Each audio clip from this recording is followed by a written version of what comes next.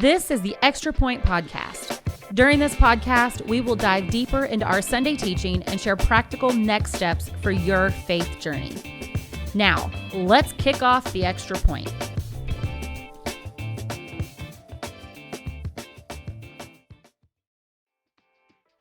Hey, welcome to the Extra Point. I'm Cheryl Ross, the Next Steps and Discipleship Pastor here at Southridge Church, and I'm with Scott, our lead pastor.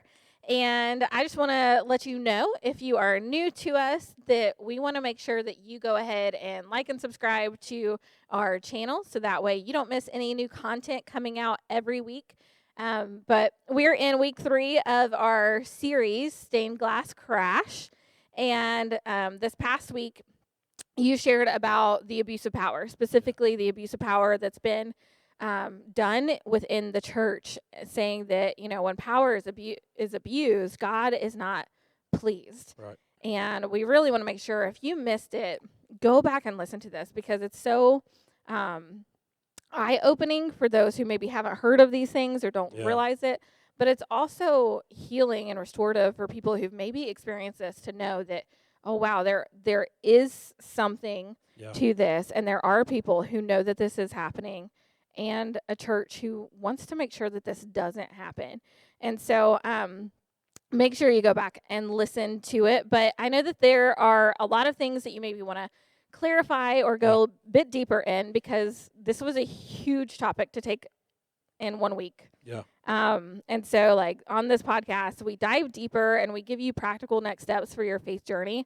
But we also want to make sure that you really understand the content that we talk about on a Sunday, because some of those things are, we don't ever have the time to really cover the things that we fully want to in their fullness. Yeah, this could have been a whole series in itself, this one topic. Mm-hmm. And it's honestly, it's not a topic that a lot of churches will ever talk about. Abuse in general is not something that most people feel equipped to talk about.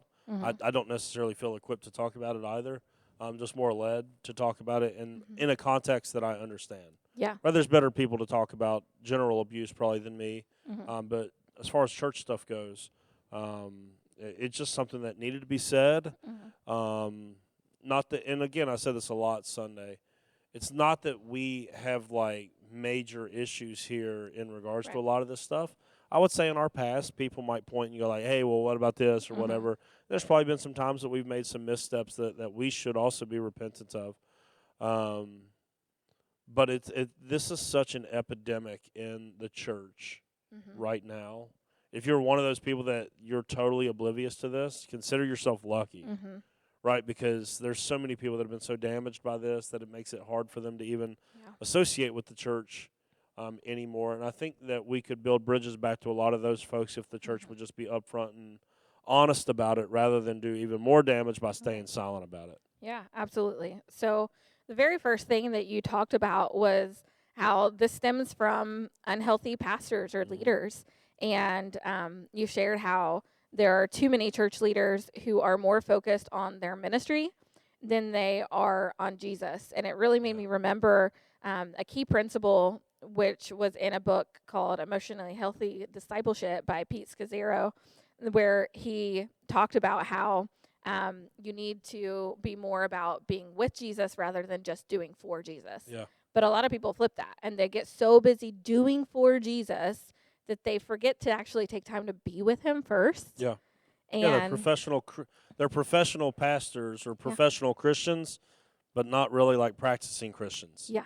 That is a scary place to be. And I know that after doing this for over a decade now, I see where there's been times in my ministry where that has definitely been the case. Where there is just no limit to it seems like there's no end to the amount of stuff that we have that needs to be done in certain seasons. I don't find that to be the case in every season, but there are certain seasons. But if you have enough seasons like that in a row, you will find ways. This is what I've been finding in a lot of the stories of where things have gone wrong, is there's been enough seasons of those in a row that eventually you have to find an outlet. Right, eventually, this is why someone like Perry Noble, who I just thought the world of early on, in ministry. That's one of the reasons why something like what happened to him, where he turned to alcohol. You know, when you have enough of these unhealthy seasons in a row, eventually we try to find outlets for it. Some people are abusers. Some people go to substances. Some people just have really toxic, outlets for this sort of stuff. Yeah. And that's why being unhealthy in these situations is such a difficult, ministry is just not one of those things where you can neglect our relationship with the Lord. Yeah. So many people try to do it without him. I mean, I'm telling you, early on in ministry, and this is one of those things that I didn't have time to flesh out really and talk through on a Sunday morning, because it's kind of a weird conversation, but I have said this pretty much consistently for the last probably 6, 7, 8 years. I was put on church staff within 18 months of being saved. Yeah. It has worked out. God has been good in the midst of it. That was way too early. Yeah. I should have never been serving full time on a church staff that early. And so there was times early on in my ministry that I still hadn't even developed the desire to read the Bible daily or pray daily. I didn't understand that at all. I mean, it took me 5, 6, 7 years in ministry before I got that under my belt. So like, there seemed like a lot of spiritual unhealthiness in that time because I was put in so fast. But that's what you're seeing in a lot of churches. Yeah, well, you hit on that, like that a lot of times you need to fill a position, and so you go and you find the person that's willing or whatever, and maybe they're not actually there spiritually yet. Yeah. And I mean, I praise God that it did work out, because like to see where you are now. I mean, I knew you early on in ministry. I mean, we both served together back in kids ministry. Yeah. Both got engaged while, in ministry or volunteering and stuff. And then, married, started in ministry. We've been on staff together, for almost 10 years now. Yeah. And to see that is huge. But I think that we all fall into that at times of, not really being fully into our relationship with Christ, but it becomes a point to where when you become aware of it and how necessary it is, then it becomes a priority. Like one of the things Pete said in his book was that the state you are in is the state that you give to others. Yeah. And so like, if I am not, in that place, then I'm not going to give that to other people. Yeah. Like you said, I think I have it here. You said you could have to feed before you can lead. Yeah. That's always been something that I believed in, and it wasn't always something that I did a good job of. Right. Like it would come in like fits and starts. It would feel like I would get into some rhythms that were really good, and just because I'm not like it's this is just a weird wiring issue, I guess. Outside of work, I'm not like a super disciplined person, and so like when it comes to spiritual disciplines, it's hard for me to like set one thing and continue on in it. So I've always tried to rotate what I'm doing, and then I have to.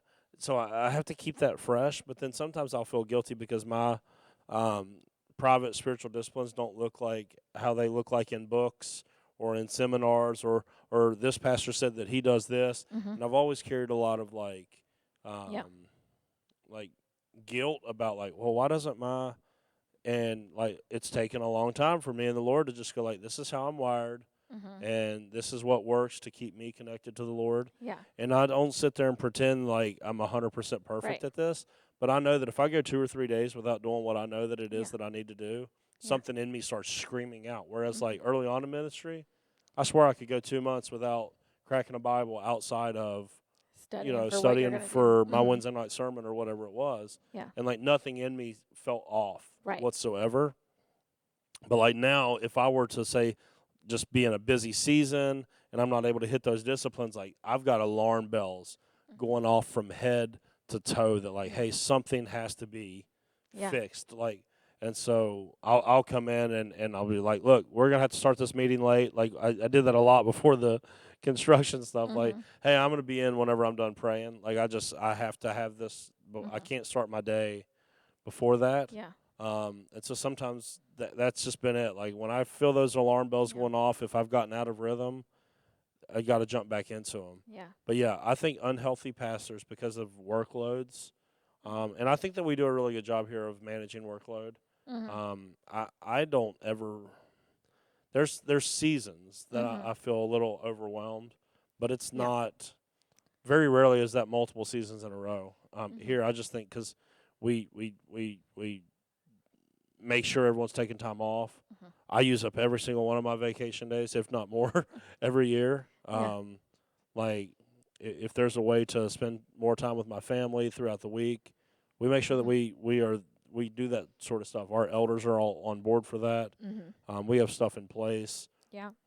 And so it's we are very intentional of trying to make sure that we all stay healthy. Like, we even had a staff meeting last week where we kind of just checked in on that as a staff. Yeah. Like, hey, how's everybody feel right now? Which is not the case at some churches where it's like, it doesn't matter how you feel. You got this to-do list. You better go get it done. Yeah, right? Absolutely.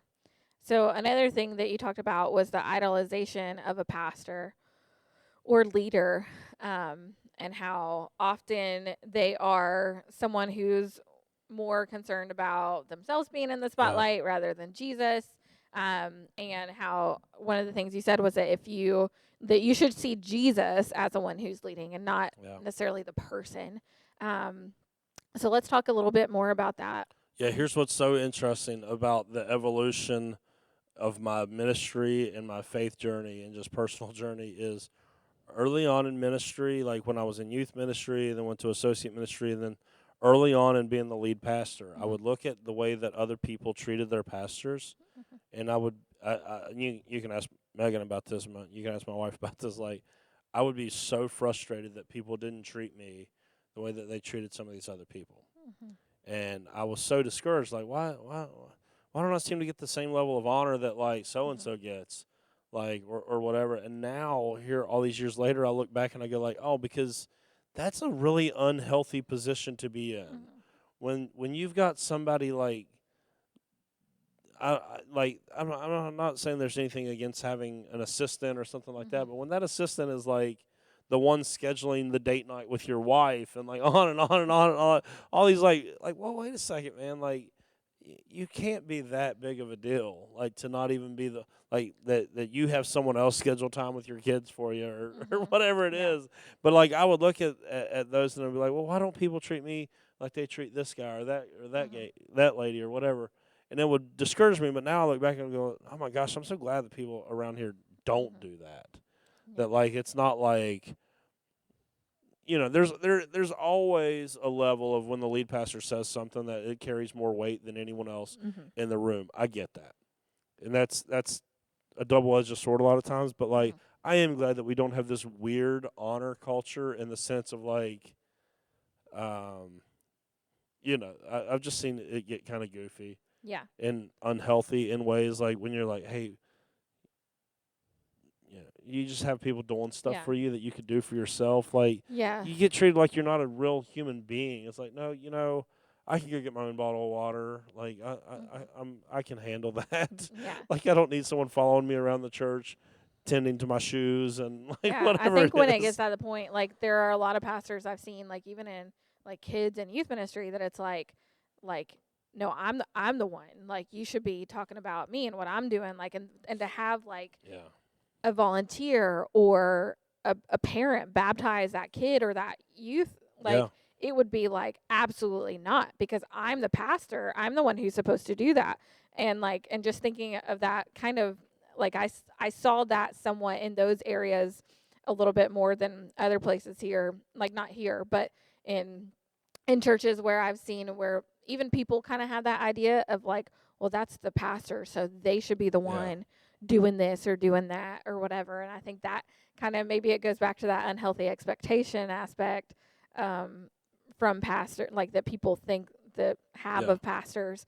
But I think it also goes in that idolization a little bit, where like you think, well, they're on the top, so they should be. Oh, they should be the one. Like, I told everyone Sunday, I said, I mean, at this point in the last like handful of years, I bet I don't do more than 5 baptisms myself a year, if even that. Yeah.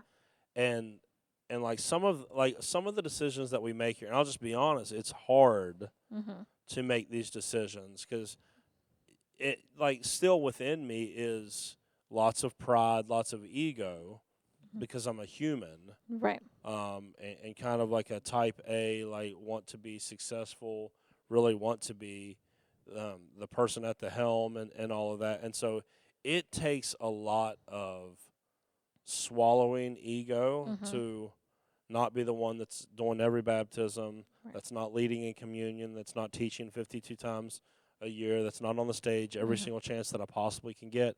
Even though, like, over the last 2 years, I've been taking more Sundays than what I had been the previous.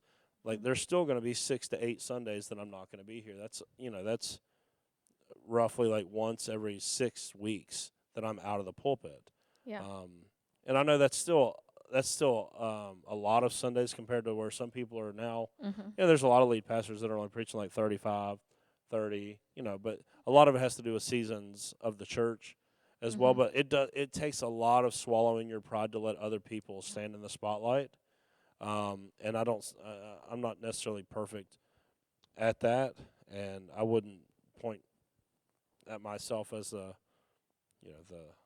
poster child of humility. So I have to do stuff like that intentionally to drive that, because I don't know that humility comes innate within anyone. It definitely doesn't within me. So I have to force myself out of the spotlight, because who doesn't like it, right? I mean, there's some people that they want to be background people. That's not me. I want to be out front. Which is weird, because I wasn't like that as a kid. I wasn't like that as an adolescent, really. Yeah, and you're probably not like that in a lot of other ways. No. But when it comes to your gifting, like what God has uniquely wired you and gifted you to do, then you want to use that gift as much as possible. Oh, yeah. And when I'm in a small group, I want to disappear. Yeah. I want to disappear, right? I want to blend in with the wall in a small group. Yeah. Or like when those situations. So it's you have to be very intentional to create ways to share ministry. Yeah. Even when it doesn't, I think the whole baptism thing, I'm sure there are people that disagree with what we do here. Like, for sure, but there's nothing in the scriptures that would contradict what we do. Yeah.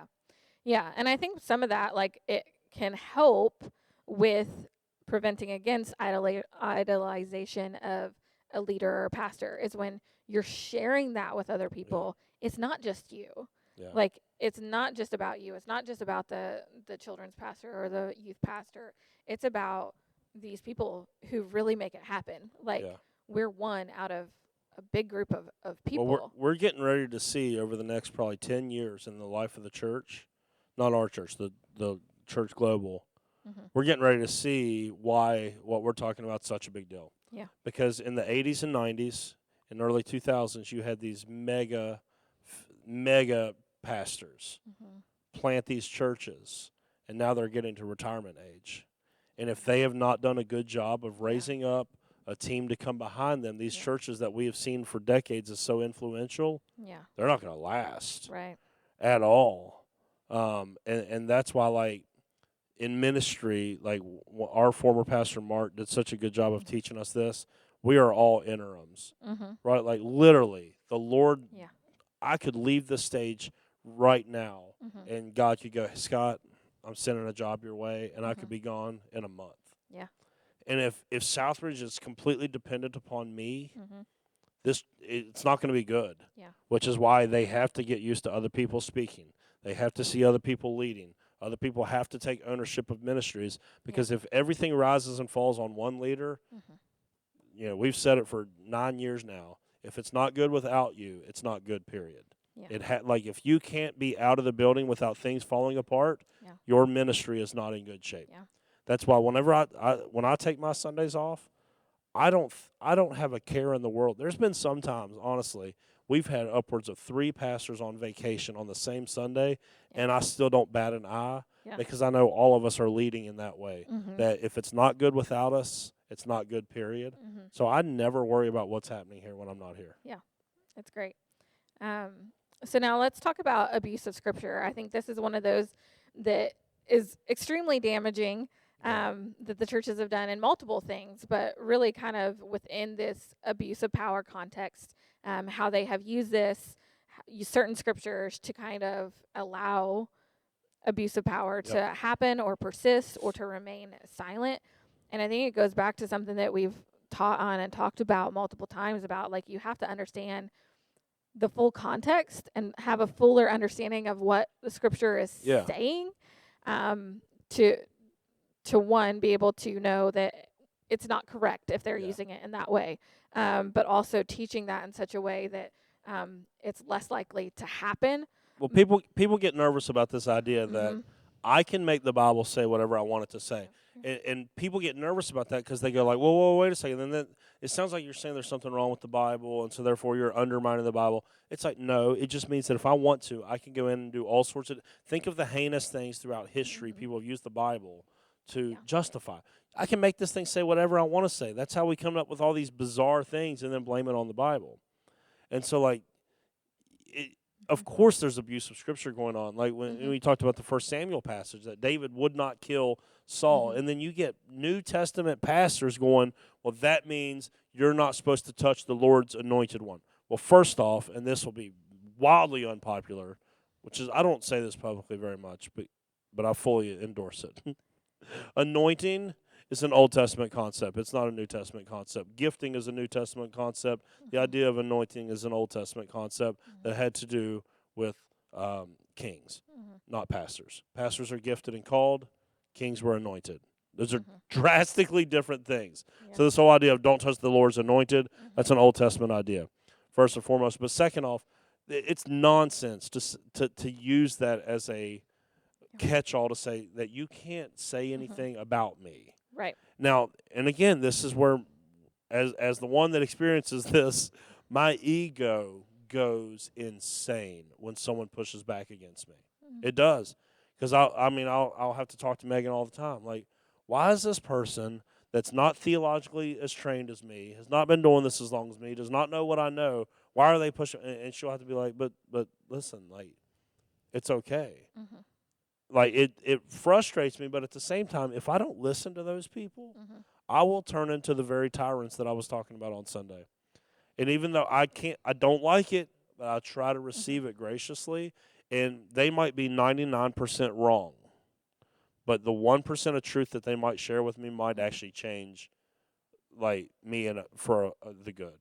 Yeah. Right? Because not everyone that has something to say actually has something to say, but that doesn't mean that no one ever has anything to say. Right.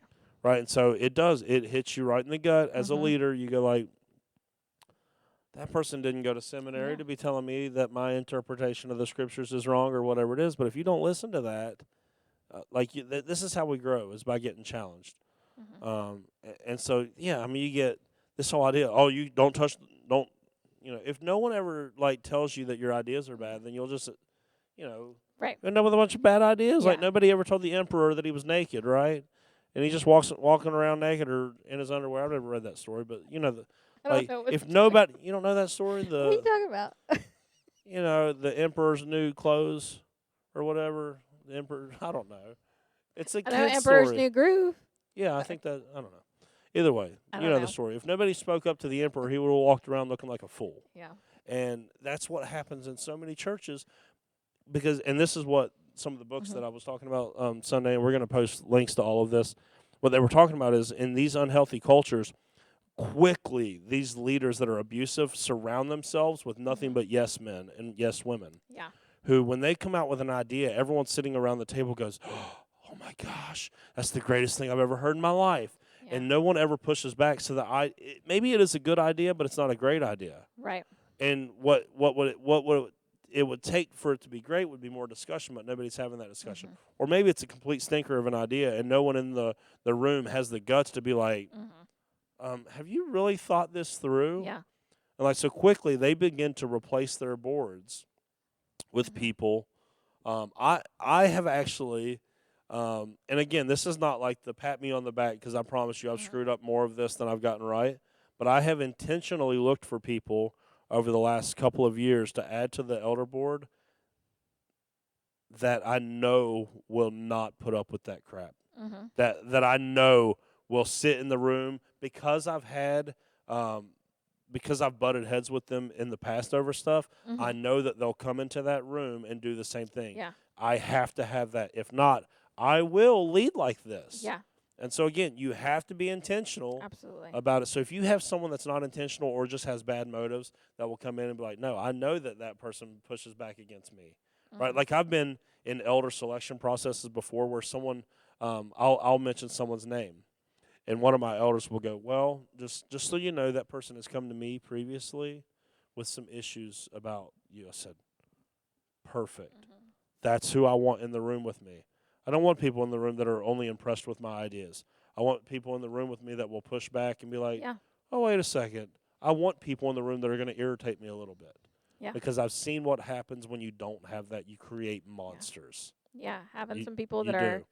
a little different than you around the table, that maybe think a little different than you around the table, it stretches you and it grows you as well. Like to know that, for instance, I mean, this is why a lot of places are setting up where they make sure that, you know, there are multiple races and multiple, you know, it's same thing with gender, like making sure that there are male and female present, like, and you do a great job with that, because it does take those multiple perspectives and multiple things to help us grow. Like if we are only surrounded by those same people who are going to just go with us, like it's tough so at sad you. because it hurts the organization. This is a real story, and I've probably told the staff this, I don't know. But back when the George Floyd thing happened in 2020, I got an email from one of our African American congregants that was not necessarily like being critical of the church, but it was saying, hey, from my perspective, here's some like deficiencies in how you all deal with people of other races, because we are a predominantly white church and things like that. And I could have read that email as an arrogant leader, which is how some people would have read it and been like, are they calling me racist? Or are they calling this church? Like, I could have took it like that. But rather what I did was like, oh, she's 100% right. And then what we did was we went and added a school to our yearly school outreach that was in the west side of Charleston in a different demographic than what we normally. And it was because somebody had the guts to say something to me that I could have taken any number of ways. If you don't get those people around you, your organization ultimately suffers. Yeah, absolutely. Greatly. But it will challenge you so much, because nobody in leadership ever wants those emails that challenge them. We just want to kind of get our stuff done without a lot of process, and it doesn't end up going well. Yeah, and I think that leads into the, you know, not staying silent, because I'm sure that took a lot of guts on that person's part. Oh, yeah. To like bring that to your attention, because it's not something that most people want to do. Like we don't ever want to go and have to point out something that's kind of wrong or maybe not fully like good. So it had to take a lot of guts. But like when you're like, we talked about how people will use certain scriptures to kind of keep people silent, or to like, you know, Matthew 18. Go like this broke my heart when I was reading. They talk about this in one of the books, A Church Called Tove, by Scott McKnight and Laura Barringer, that what took place at Willow Creek Community Church, where Bill Hybels had been accused by multiple women of sexual misconduct for decades. They literally told some of them women that they were sinning against Bill for not confronting him one-on-one first. Yeah. How twisted is that? So somebody that had the audacity, like some of these women, this was not like behind closed doors. This was like one of them, it was at a rehearsal of a service or something very public where he did something inappropriate to her. That brazen of a act. Yeah. And you want to tell that lady she now has to go into his office by herself? No. Are you, I mean, I'm thinking like, that's abuse. Yeah. That is absolute abuse. Yeah, and I think it talked about that in the We Too book that we read as well, about stories like just like that. And as someone who's come and like been abused, I could not imagine somebody telling me that. Like it would totally break me. Like it's awful. It's sickening to tell someone that they have to confront. Yeah. Like, and it's sickening to use the Bible to do it, because anyone with half a brain would look at that and go like, "Yeah, I don't think that applies here." No. I don't think that applies here, because if God is love, God is always trying to take care of his people. Is that love? Is that taking care of his people? It's like, of course not. What a silly notion that, oh, yeah, let's just send the lady right back into her abuser's office one-on-one. Yeah. And some of these people are physically abusive. So you want me to go into a locked room with this guy that is abusive, and no one's going to see what he does to me, and there's not going to be any... Are you kidding? No. Where do we come up with these stupid ideas? Like that's absurd. Yeah, and to not stand up for the person who's experienced something like that, to just kind of put it back on them, like makes them more of the person who has done wrong rather than the person who's actually done the wrong in the beginning. Oh, the elder boards of these churches, they make sure that the abuser turns into the victim. Yeah. All that everyone's doing. Oh, they're trying to trash his legacy. They're, no, man, like that stuff is so sickening to me. It's so tough, like, because I will say, even in the outside of the church, things like this happen. I remember I was in high school and I worked at a fast food restaurant, and I had to help go forward for some of the ladies that were experiencing things. I didn't really experience those things, but I saw it happen. Yeah. And they would come to me and like try to ask me to take their position wherever, so that they could try to distance themselves from this manager. And like, I remember when I did the reporting and had to like do interviews and like give my statements and stuff, like how bad a couple of the other employees made me feel for coming forward for like, and I just like, it's crazy. The kind of, because you experience shame and things already when something like that happens, and then to be shamed even more. Yeah. It's just, it's sad. It's heartbreaking. And these people that are perpetrators and abusers, outwardly to everyone else, they're very good at putting on a good show. Oh, yeah. So the way that whatever they might be accused of isn't not believable. That's the case with most pastors. Like, whoa, wait a second. That guy that gets up and preaches the gospel every week, he went and saw my grandma when she was in the hospital. He preached our wedding. He cares for the poor and all this stuff. They look so good on the outside that, like, it's hard to wrap your mind around the idea that they could ever do this. Yeah. But, like, I mean, there are terrible people in this world, and some of them make their way into the church. Yeah. And it's a tragedy. And I can't imagine how much damage has actually been done. And I hope that we can undo a lot of it. Yeah. So let's go to the idea of poor pastoral motives, because I think we already talked a little bit about the unfit pastors and leaders. I think it kind of falls a little bit underneath the unhealthiness, because if you're not hitting those things on 1 Timothy 3, then you're unhealthy probably in a lot of ways. But the poor pastoral motives, let's talk about that a little bit. Yeah, so, I mean, in 1 Peter 5, when he's laying this out, he's talking about people that are in it only for what they can get out of it. And I go like, wow, that sounds like an abusive pastor, right? Like, they're not really interested in serving people so much as serving themselves and growing their platform bigger and bigger and bigger, and all book deals and this and on and on and on. It's like, well, why are you really in this? Like, I had this kind of like, last week when I was going through this, I had this kind of like come to Jesus moment, because I do this Bible study on Thursday afternoons, and there's like 5 people that show up down at the senior living center here close to us, and I so badly want to quit that thing, and I want to cite, I just don't have time for it. And then as I was going through this process of prepping this message last week, I felt like the Lord went, no, see, you don't have time to not do stuff like this, because this is actually what I called you to go and to actually be with people, not hide yourself in an office, to get ready for a sermon that, sure, maybe a couple hundred people are going to listen to or whatnot, but they can hear a sermon from anyone. I called you to come and pastor these people, like to actually be present with these people, to love these people, like, and so it's like, I kind of had this moment where I was like, yeah, I think that I would make a mistake if I started to cut out some of those things that I deem not having time for, because that's actually what it means to be a pastor. Yeah. Like, if all I wanted to do was teach for a living, I could make a ton of money on YouTube probably. Yeah. And that's what a lot of people that don't want to be a pastor, but they want to be a speaker, that's what they're doing. But, like, God called me to be a pastor.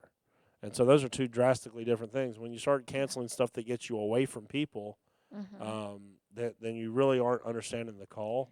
So you get people that have really bad motives. Like, I'm certain that on some level, pastoral ministry looks attractive to some people. Where it's like, like working at a church, like, you get paid to like, what do y'all do? Like plan kids events and like on the outside, what I'm saying? Like, oh, you're going to go skating with kids. I want to get paid to do that. Like Right. it looks like a fun, like, and so I could see how like on the outside of it, or people are like, oh, you get great tax benefits, which I don't actually think that's the case at all. So like on the outside, or oh man, look how those people like admire him or her or whatever, and it looks glamorous on the outside. So you get people that want to get into it, and this is why only 10% of people that start in ministry ever finish in ministry, is because you get a lot of them come into ministry, they weren't actually called to it, and they're like, oh, you know what? This actually sucks. Yeah. Like, that person is mad at me, and that person won't talk to me anymore, and they didn't like that sermon, and this person's in the hospital, and I don't really like going to the hospital, and now I got to do a funeral, and on and on and on and on, and they keep calling me, and there's never any time off. It's literally a 24/7 job, and that's why people are like, if you're not actually called to it, Right. if you get into it with the wrong motive, you will not last in it whatsoever. Absolutely. And we kind of talked about this a little bit close to Christmas about how you and I, like, we came in, I mean, we were making, I mean, it's like, I don't know what people think, but like, especially starting out and like in areas like where we live, most people are bivocational. I mean, they don't even work full time at the church. They have to work another job to be able to support themselves. And so you look at those things and it's like, why would anybody who's not called to it ever want to do this? But like we came in, barely making anything really new to ministry, and we're the ones that are still here on staff doing it. But I think that's where it does get, like, if you have the right motives behind it, because I think both of us were like, we just want to live our life for God. Like, we want to do what He says we should do. Yep. And here we are still. I took like a $14,000 pay cut to come to the church. Yeah. Full-time to full-time, $14,000 pay cut from where I was before this. And I had all the upside in the world to make way more where I was. Yeah. Eventually. And then, so it was like, so if anyone looks at it on the outside and goes, oh, that looks glamorous or whatnot, I promise you, the people that make it look glamorous, they are few and far between. Yeah. They're few and far between. Yeah. It's just, my dad's first time in full-time ministry, and me and you, we both know where we started out full-time ministry. My dad's first full-time job in ministry, he made $17,000 a year. Full-time. They would not let him work anywhere else. Full-time. How are you supposed to take care of a wife and 2 kids? $17,000 a year. Even if that was 20 years ago. That's still. And so, like, I'm telling you, those people that you see, like, driving, Bentleys and living in mansions, those are the exception, okay? Like, the rest of us in ministry, like you go through some of our towns, or, like, you go through one avenue in Huntington, and it's like there's a tiny little church, like, every block, and you can't even look at that and really think, oh, they must be making bank, or like they must be whatever. But even I think about people who get into ministry and they do think that, like, well, I'll just sit around in my office all day and I'll do this, and I don't really like people, so I'm just gonna stick around here, but I'll get all these people to come in, and do all this, help me with all these things, but like not spend any time with them and not actually know them. Like, that's part of what, a church body is, why we set up groups and stuff within our body. Because like if you just come to church, like, you may not really know anybody. You may not really, ever feel like you're really part of that community. But part of it is to be that body that's there to support one another, to help one another in those times. But like, you get those people who have poor motives, and they're just all about themselves and what they can get out of what they can get out of it, like, rather than, like, I know people that at churches that they make so much money that it actually hurts the ministry, and like I'm just not interested in that. Like Southridge is a very generous place to its pastors. I will tell you that. Like, so if you're listening, like, sounds like no, listen, Southridge is, as far as ministry around Charleston, West Virginia is concerned, I feel like we are doing a pretty good job at paying what we can to our pastors. There's always room for improvement, I'm certain. So this is not some like, hey, your pastors are all living in poverty. No, Southridge does a pretty good job. in regards to this, but like I know people in ministry that just, Yeah.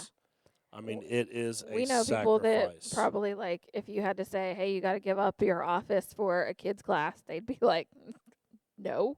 Like, Oh yeah, that would you know, sound ludicrous. yeah, but I mean, we're in that situation right now. Like, Yeah. we've shared offices. Like, we're all in communal office space right now because of the leak Yeah, I mean, that you got to happened. have But your office, your parking spot, and all that, and that's what makes you a real pastor. And it's like, no, oh, good it's grief! Like, yeah, it's sad what we see, but that's another way. Let's talk about false narratives here briefly, because this was one that I was like, man, I thought this is something that we see a lot, that I know I have heard yeah, from people, and it's also so damaging in the long run. yeah. This whole idea that if it's growing, that God must be in it. Mhm. That seems good on the outside, Mhm.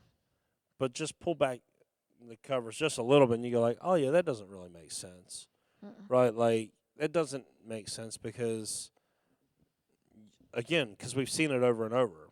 Mhm. But there's this weird dichotomy that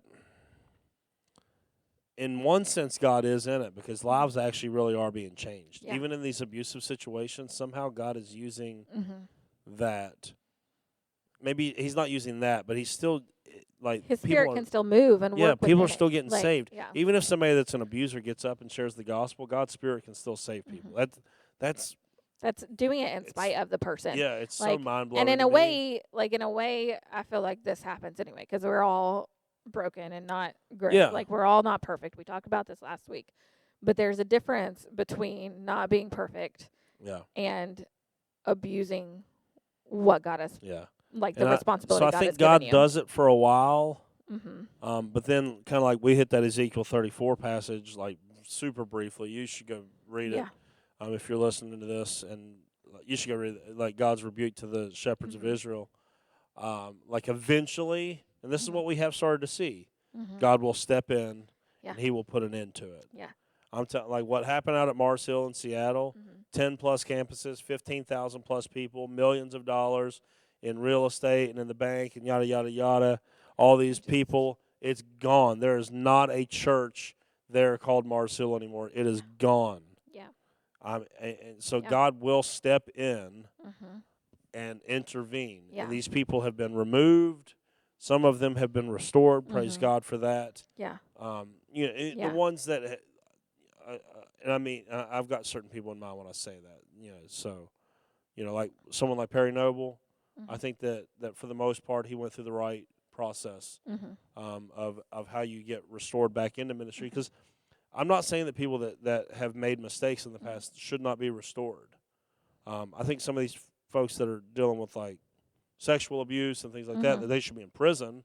Yeah. But a pastor that has issues with some of this, I think that there should be pathways very carefully and spirit led back to restoration. But like this whole narrative that if it's growing, that there's nothing wrong whatsoever, it's like that's Yeah, not and that we the don't want to hinder case. what God is doing. But like the thing that I thought of was like you have to think, like you have to shift your mindset from that to, okay, if God is still moving when the wrong person is in power, Yeah. how much more can he do Yeah. with the right person in power? Yeah. Like it's that shift in thinking of, okay, no, God is doing this with this person and I know they're not good. Yeah. Like, what can he do with the Yep. right person here?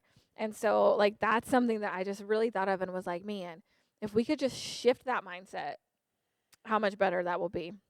Yeah. So let's talk a little bit about like what do we have in place, or what are some things that we personally are doing to help try to prevent against some of this? Yeah. So we've hit on some of it. Mm-hmm. Our elder selection process has changed greatly. We do look at 1 Timothy chapter 3 when it comes to selecting elders. Sure, we are looking for gifting. That is part of it, but that is not the only thing that we're looking at. We're looking for people that have solid characters. We're looking for people that have track records of healthy service to the church. And then we're also doing examinations. So this past year was one of the first times that I can remember that we really did not just like rubber stamp interviews, but like actual interviews. Like we sat down with 5 elder candidates this year. Mm-hmm. I really didn't like the process, but I see now how much value there was to sit down and say, hey, Yeah. so tell me about your prayer life. Yeah. Like that should matter for an elder. Yeah. And I don't know how much that's always happened. Yeah. So like we have begun to implement that. Like one of the things that we're doing, we don't currently have a covenant for people to serve as elders of our church. Mm-hmm. And when we meet this month as an elder board, I'm putting someone in charge of that to Mm-hmm. work with a team of lay leaders. So not the elders coming up with Right. what the elders are going to be held accountable for. That's silly. An elder going to the congregation to find out what the congregation wants their elders held accountable for. Mm-hmm. So they're going to come up with a covenant. We have that in other areas of leadership, and so we want to get that in all of our leadership across the board. Mm-hmm. I ask our elders for a yearly evaluation. Mm-hmm. I want that. From time to time, I get evaluation from the staff as well. We do Mm-hmm. try to have a pretty open conversation. Like pretty much every Monday morning when we meet in our service planning meeting, if there's anything to be said about the sermon, I just let it be said. Yeah. And I will normally not push back against it because, again, when I'm getting feedback, here's what I'm doing. I consider the source. Sure, they may have a point. They may not be right about everything, but just look for what it is you can get out of it. So, like, I let you guys, say whatever you want in service planning meetings towards me or any other meeting. Like, if there's an idea that comes up or whatever, we're always working towards having a feedback culture where anybody can say anything. Mm-hmm. We don't do anything as far as anyone gets special treatments. Mm-hmm. We don't do that. We have, like I don't have a parking spot. Nobody has a parking spot. Right. We barely have offices. So Yeah. like we're making sure that there's not special treatment being given. Mm-hmm. We do make sure that multiple people preach throughout the year. Mm-hmm. It's not just me, and it's not just me and one other person. Like there's going to be Mm-hmm. this year. There's probably going to be 6 different people that preach throughout the year, Mm-hmm. because I want a multitude of voices. Even though all 6 of them are probably only going to go once or twice, some of them are going to be twice, some of them are going to be once, but there's still a multitude. We do the baptism thing where pretty much whoever led that person to the Lord or had the most influence, that's who's going to be the one that does the baptism. Yeah. I am actually even some of the things that I'm even trying to do is some of the meetings that I lead. I'm now trying to give to other people on staff because I don't want to be in charge of everything. I'm not, and this isn't like laziness or anything like that, or I'm so busy. Somebody like, no, I could handle all of this. It's no big deal. But again, when someone else shows up to the lead of the meeting, it is a dispersion of power that now it's like, okay, no, this person. When I come to the meeting that you're in charge of, now I am going to behave not as the person that's in charge of the whole organization, but as part of the team because this is your meeting. And eventually we're going to do the same thing in service planning where I'm going to turn that over to the worship pastor. Mm-hmm. He's going to lead that meeting instead of me. All these things that I'm in charge of initially are going to start slowly going to other people. When it comes to our elder board, I'm starting in our meeting this month, I'm going to start like 4 new committees that they're going to be in charge of. All stuff that, sure, I could be in charge of, but no, they're going to do it, and then they're going to go to the congregation and get the congregation to help in all of these. Yeah. So the way all of this stuff that's happening is having multiple hands touch it because our bylaws are set up to where if I wanted, and this is what Southridge just needs to know in the future, because if I'm ever not the person here, you have to know how open your bylaws are to, I can essentially do whatever I want as the lead pastor of this church with no say from anybody. Yeah. That is the way that now, I refuse to lead like that, Right. but they are set up like that. So if you were to end up with someone super unhealthy in that situation, it's something to look at. Yeah. I do think that it's a good way because sometimes bylaws are set up in a way that doesn't allow the pastor to actually lead the church, and the pastor should be the leader of the church. Right. This whole idea of a congregational-led church is not biblical whatsoever. It's not actually biblical to have an elder-led church in the sense of like a board. God is putting people in charge at the helm as pastors. That's who he wants to be the ones leading the church. So I think that is the biblical model. So I don't think there's anything wrong with our bylaws, but it is like you have to make sure you get the right person in that seat or else they can end up abusing the power. And so I make sure every decision that I make here has multiple inputs. It doesn't mean that ultimately I'm not going to make the decision. It just means that I am going to make sure that I hear from everyone, and give everyone a chance to be pushed back on. And if I'm not going to go with your idea, I'm going to tell you why I'm not going to go with your idea. So the way there's always that. So we're just trying at every level to really get this right. The other thing, I think that we've done a good job over the last couple of years of changing our scoreboard around here. COVID helped cure me of this for the most part. I don't really care how many people are here on Sunday mornings. I used to live and die by it, right? I couldn't get out of the building on Sundays without going and checking the attendance book. It would kill me. And on the days that I would see the numbers going up every Sunday, I left feeling great. On the days that there was even the slightest tick, it would ruin the rest of my Sunday. COVID completely cured me of that because nobody was ever here. Yeah. And then slowly afterwards, nobody was ever here. But now I realize, like, no, I don't. If 500 people show up, but 499 of them are out doing stupid crap all week long, what good is it that they're here? Yeah. But let's say there's 25 people that come here, and all 25 of them are taking their next steps on their faith journey. That's ministry success compared to having 500 people in your room that's not interested in taking. So our change from we want to see 700 people by 2020, which I think came from good motives, to we are here to see people take their next steps on their faith journey. That we have changed our scoreboard drastically, because that's all I care about. Like when I look around our congregation and I see people doing nonsense in their life, it's like. It bothers me so much because I'm like that. I'm no longer happy that you are just here. Right. I want you being here to actually matter. And I think it's like, you're not gonna feel that way when it's somebody like new to faith. But when you see them month after month, year after year, and there's no difference in their life, that's when it's like, it's so discouraged, man. Like, why? Do I really care about them just being here, or do I want them to do something more? And I think that's the key. And so I know this has been a bit longer, but there are a few books that we want to reference, and we'll put in the captions as well, so that way you have that to kind of dive deeper. But we hit on the other two we haven't. It's When Narcissism Comes to Church by Chuck Degroat.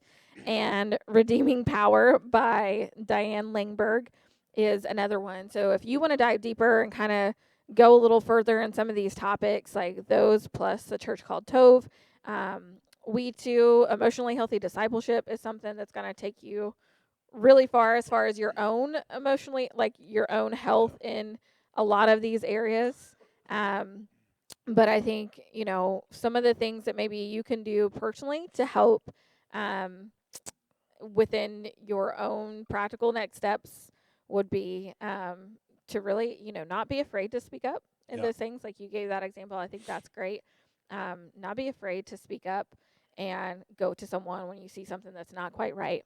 That anywhere across the board is going to be good to help change things. Yeah. And I know we've got to kind of have it set up where we're like, hey, like go to that leader first. If they don't do anything, do something, go to the next person that's above them, or go to the elders. Like if you come to Scott and he's like a jerk, which I don't think would happen, but I hope not. I've got my days. I hope not. Yeah, we all have our days. But then you can go to the leaders. If you go, we kind of have that set up where we want you to be able to bring things to the table. I think talking about that unhealthy expectations of your leaders and pastors, if you're one of those people, try to change that. Try to really realistically think and realize we don't just come in here and sit and read our Bible all day. That's, some of what we do. But there's a whole lot more that goes on than what anybody ever expects. And I think, I don't know if it was a blog you shared or someone else, but like that, or maybe it's something I read where it was that pastors and church leaders have, they're up there with some other first responders like police and fire department as far as the emotional and mental toll that it takes on us because you have such extreme highs and extreme lows often within the same day. Yeah. You can perform a wedding and hear of someone dying in the same day. You can, see someone saved or get baptized and then hear about a drug overdose. I mean, there are such extreme highs and lows that someone goes through. And I think one thing that I feel like you do really well is you kind of lead the way of taking care of your emotional and mental health.